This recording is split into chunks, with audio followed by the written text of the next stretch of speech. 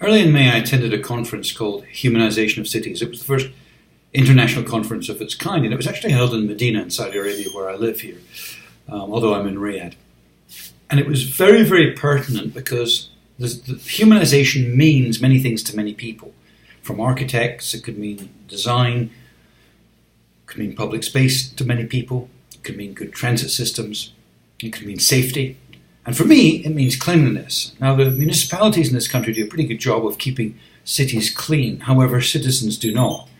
And with all the changes in Saudi Arabia, there's a fundamental belief system that Prince Mohammed bin Salman, the Crown Prince, under Vision 2020 has driven forward.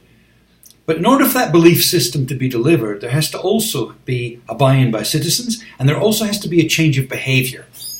And this is the real challenge, and a lot of the work that I do here in Saudi Arabia. So, for example, in coffee shops, you find litter, cups left on the tables, litter strewn everywhere.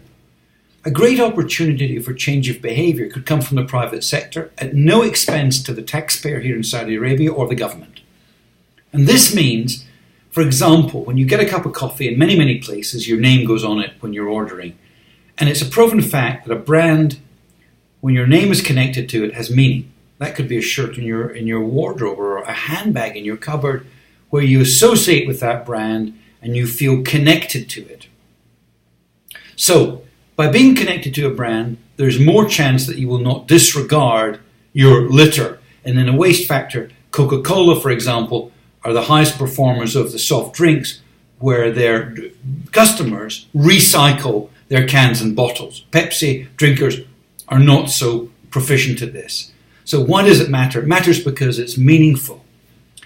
And if companies in this country that have public spaces, connected public spaces, that's coffee shops, for example, were to put branded litter or dustbins there for recycle and for waste, and to start to create a change of behavior on the street, they would then start to have a change of behavior across the country. And this movement would escalate because it would become part of a belief system that there would be a civic and ultimately a national pride. So identification with your coffee shop brand could go a very long way if the private sector were to start to look at how they could leverage not only their brand strength, but also their civic strength and their national strength, along with citizens who would be co-responsible. Recently, I saw on Twitter a picture. It was of an empty cinema, the first empty cinema after people had been in Saudi Arabia, and it was full of litter.